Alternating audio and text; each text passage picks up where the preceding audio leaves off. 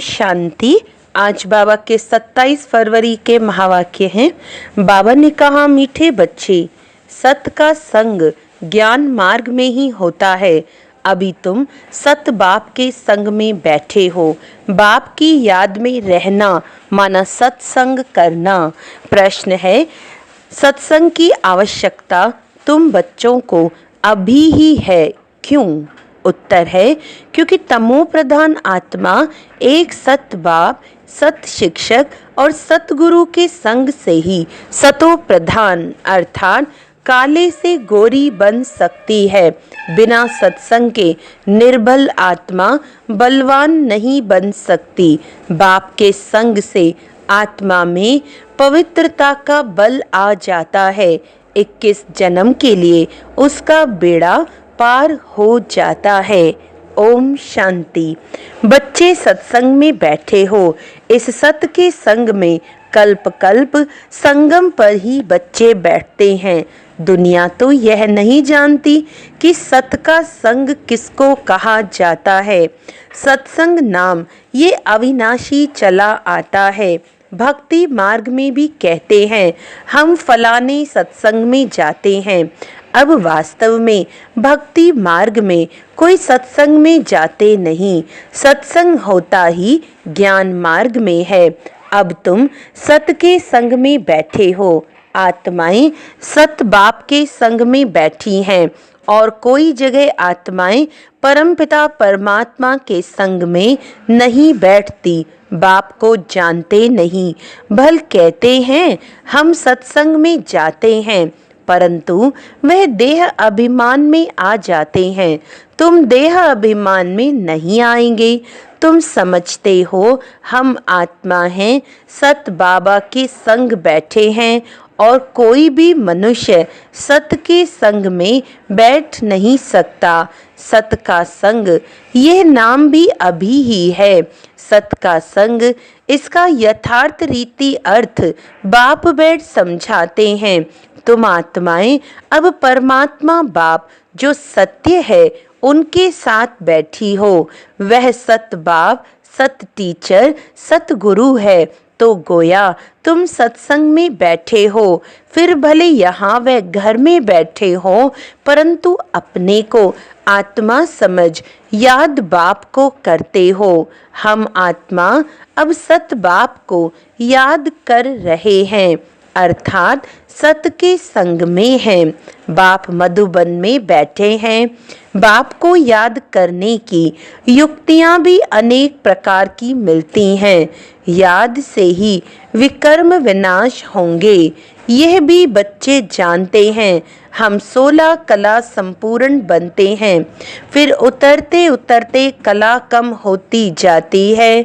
भक्ति भी पहले अव्यभिचारी और फिर गिरते गिरते व्यभिचारी भक्ति होने से तमो प्रधान बन जाते हैं। फिर उनको सत का संग जरूर चाहिए, नहीं तो पवित्र कैसे बने। तो अब तुम आत्माओं को सत बाप का संग मिला है। आत्मा जानती है हमको बाबा को याद करना है, उनका ही संग है। याद को ही संग कहेंगे। यह है सत का संग।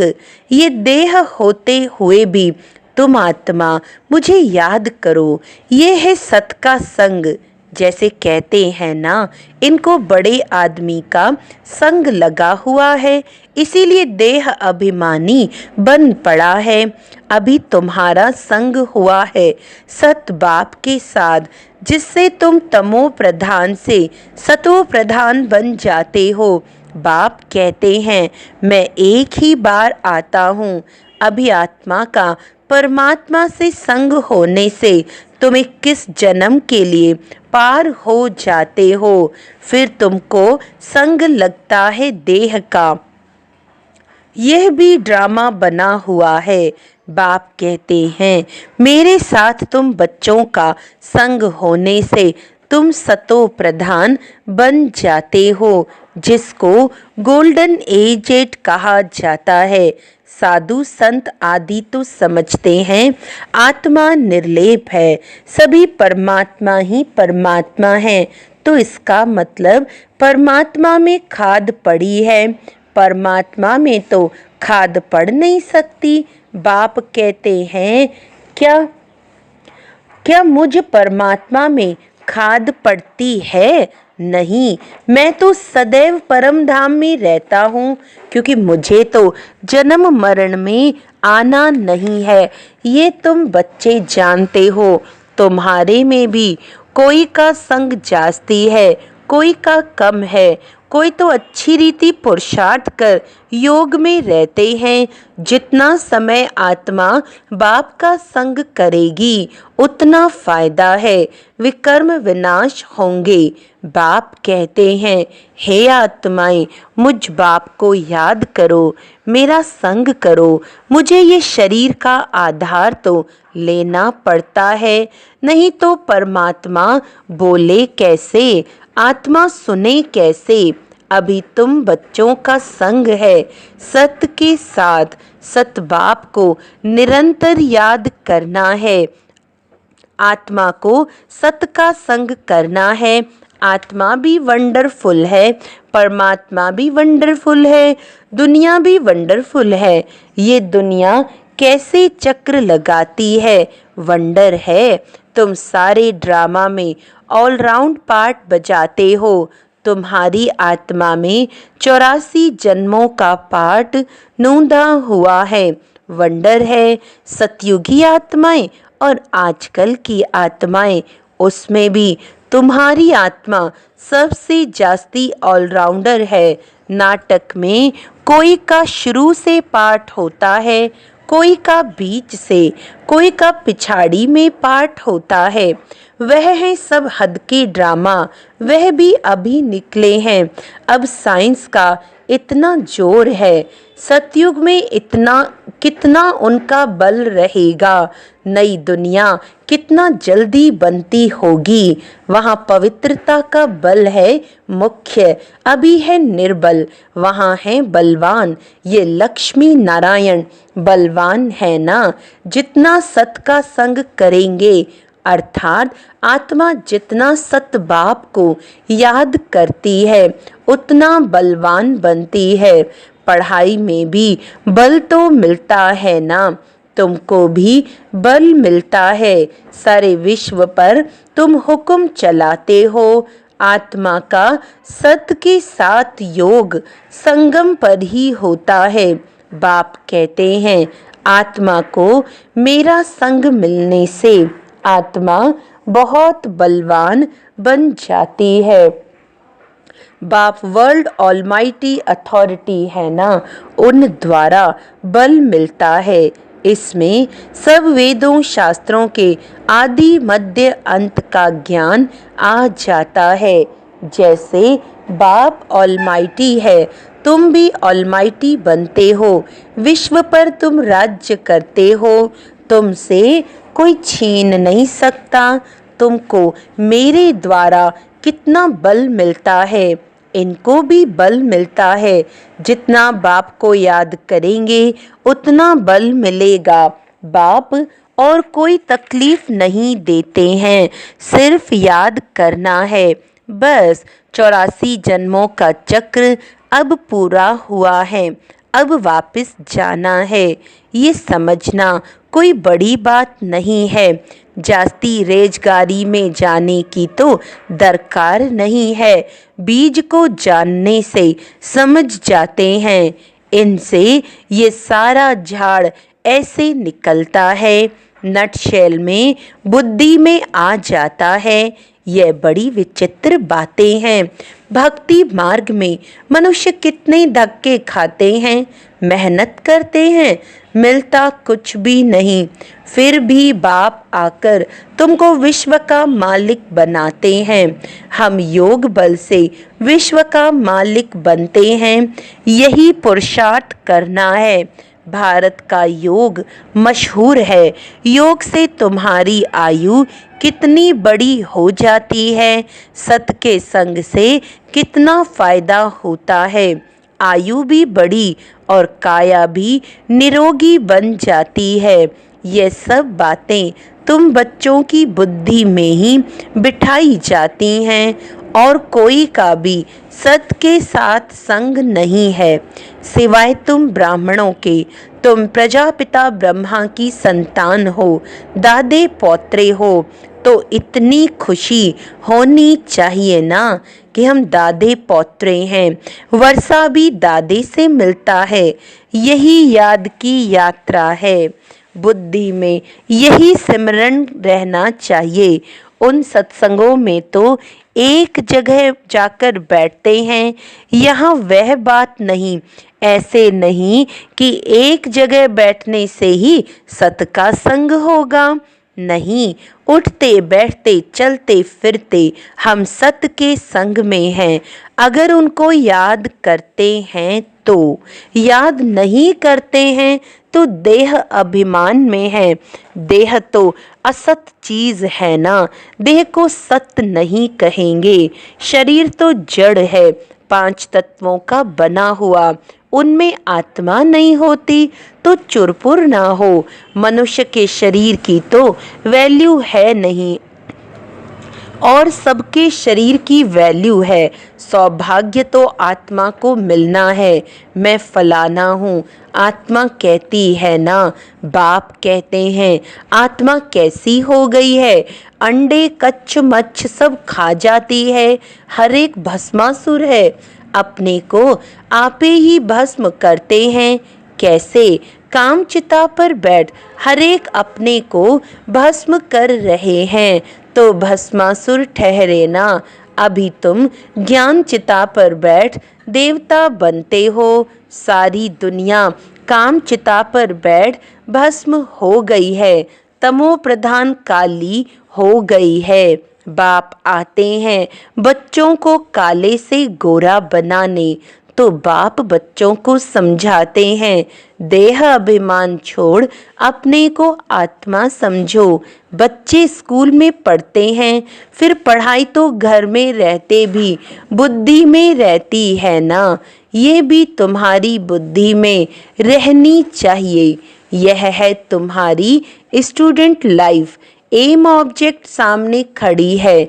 उठते बैठते चलते बुद्धि में ये नॉलेज रहनी चाहिए। यहाँ बच्चे आते हैं, रिफ्रेश होते हैं, युक्तियाँ समझाई जाती हैं कि ऐसे ऐसी समझाओ। दुनिया में ढेर के ढेर सत्संग होते हैं, कितने मनुष्य आकर इकट्ठे होते हैं। वास्तव में वे सत का संग तो है नहीं। सत का संग तो अभी तुम बच्चों को ही मिलता है। बाप ही आकर सतयुग स्थापन करते हैं, तुम मालिक बन जाते हो। देह अभिमान अथवा झूठे अभिमान से तुम गिर पड़ते हो और सत के संग से तुम चढ़ जाते हो। आधा कल्प तुम प्रारब्ध भोगते हो। ऐसे नहीं कि वहाँ भी तुमको सत का संग है, नहीं। सत का संग और झूठ का संग तब कहते हैं जब दोनों हाजिर हैं। सत बाप जब आते हैं वही आकर सब बातें समझाते हैं। जब तक वे सत बाप नहीं आए तब तक कोई जानते भी नहीं है। अब बाप तुम बच्चों को कहते हैं, हे आत्माएं मेरे साथ संग करो। देह का जो संग मिला है उनसे उपराम हो जाओ। देह का संग भले सतयुग में भी होगा, परंतु वहां तुम हो ही पावन। अभी तुम सत के संग से पतित से पावन बनते हो। फिर शरीर भी सतो प्रधान मिलेगा, आत्मा भी सतो प्रधान रहेगी। अभी तो दुनिया भी तमो प्रधान है। दुनिया नई और पुरानी होती है। नई दुनिया में बरोबर आदि सनातन देवी देवता धर्म था। आज उस धर्म को गुम कर आदि सनातन हिंदू धर्म कह देते हैं, मूंझ पड़े हैं। अभी तुम भारतवासी समझते हो कि हम प्राचीन देवी देवता धर्म के थे, सतयुग के मालिक थे, परंतु वह नशा कहाँ, कल्प की आयु ही लंबी लिख दी है। सब बातें भूल गए हैं, इनका नाम ही है भूल भुलैया का खेल। अभी सत बाप द्वारा तुम सारी नॉलेज जानने से ऊंच पद पाते हो, फिर आधा कल्प बाद नीचे गिरते हो, क्योंकि रावण राज्य शुरू होता है। पुरानी दुनिया तो होगी ना, तुम समझते हो हम नई दुनिया के मालिक थे, अभी पुरानी दुनिया में हैं। कोई कोई को यह भी याद नहीं पड़ता है, बाबा हमको स्वर्गवासी बनाते हैं। आधा कल्प हम स्वर्गवासी रहेंगे, फिर आधा कल्प बाद नीचे गिरते हो, क्योंकि रावण का राज्य शुरू होता है। पुरानी दुनिया तो होगी ना, तुम समझते हो बाबा हमको स्वर्गवासी बनाते हैं। आधा कल्प हम स्वर्गवासी रहेंगे, फिर नरकवासी बनेंगे। तुम भी मास्टर ऑलमाइटी बने हो नंबरवार पुरुषार्थ अनुसार। यह है ज्ञान अमृत का डोज। शिव बाबा को ऑर्गन्स मिले हैं पुराने, नया ऑर्गन्स तो मिलता नहीं, पुराना बाजा मिलता है। बाप आते भी वानप्रस्थ में ही हैं। बच्चों को खुशी होती है तो बाप भी खुश होते हैं। बाप कहते हैं हम जाते हैं बच्चों को नॉलेज दे रावण से छुड़ाने। पाठ तो खुशी से बजाया जाता है ना, बाप बहुत खुशी से पाठ बजाते हैं। बाप को कल्प कल्प आना पड़ता है, यह पाठ कभी बंद नहीं होता है। बच्चों को बहुत खुशी रहनी चाहिए, जितना सत का संग करेंगे उतना खुशी रहेगी। याद कम करते हैं इसीलिए इतनी खुशी नहीं रहती है। बाप बच्चों को मिल्कियत देते हैं। जो बच्चे सच्ची दिल वाले हैं उन पर बाप का बहुत प्यार रहता है। सच्ची दिल पर साहिब राजी रहते हैं। अंदर बाहर जो सच्चे रहते हैं बाप के मददगार बनते हैं। सर्विस पर तत्पर रहते हैं, वही बाप को प्रिय लगते हैं। अपनी दिल से पूछना है, हम सच्ची सच्ची सर्विस करते हैं, सच्चे बाबा के संग रहते हैं। अगर सत बाप के साथ संग नहीं रखेंगे तो क्या गति होगी। बहुतों को रास्ता बताते रहेंगे तो ऊंच पद भी पाएंगे। सत बाप से हमने क्या वर्षा पाया है, अपने अंदर देखना है। यह तो बच्चे जानते हैं, नंबर वार हैं। कोई कितना वर्षा पाते हैं, कोई कितना पाते हैं, रात दिन का फर्क रहता है। अच्छा, मीठे मीठे सिकिलदे बच्चों प्रति माता पिता बाप दादा का याद प्यार और गुड मॉर्निंग। रूहानी बाप की रूहानी बच्चों को नमस्ते। हम रूहानी बच्चों की रूहानी बाप दादा को याद प्यार गुड मॉर्निंग, नमस्ते नमस्ते नमस्ते जी। धारणा के लिए मुख्य सार है, तुम्हें जो इस देह का संग मिला है इस संग से उपराम रहना है, सत के संग से पावन बनना है। इस स्टूडेंट लाइफ में चलते फिरते बुद्धि में नॉलेज घूमती रहे। एम ऑब्जेक्ट को सामने रख पुरुषार्थ करना है। सच्ची दिल से बाप का मददगार बनना है। वरदान है, अव्यभिचारी और निर्विघ्न स्थिति द्वारा फर्स्ट जन्म की प्रारब्ध प्राप्त करने वाले समीप और समान भव।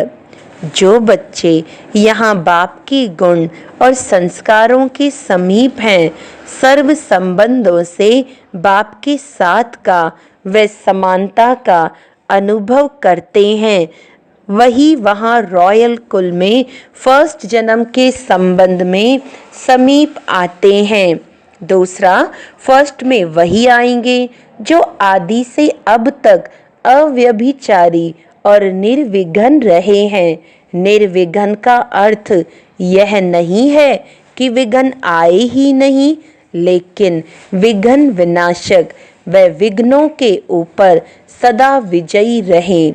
ये दोनों बातें यदि आदि से अंत तक ठीक हैं तो फर्स्ट जन्म में साथी बनेंगे। स्लोगन है, साइलेंस की पावर से नेगेटिव को पॉजिटिव में परिवर्तन करो। अच्छा, आज का अव्यक्त इशारा है एकांतवासी, अर्थात सदा स्थूल एकांत के साथ साथ एक के अंत में रहना। एकाग्रता की शक्ति से किसी भी आत्मा का मैसेज उस आत्मा तक पहुंचा सकते हो, किसी भी आत्मा का आह्वान कर सकते हो, किसी भी आत्मा की आवाज को कैच कर सकते हो, किसी भी आत्मा को दूर बैठे सहयोग दे सकते हो। अच्छा, ओम शांति।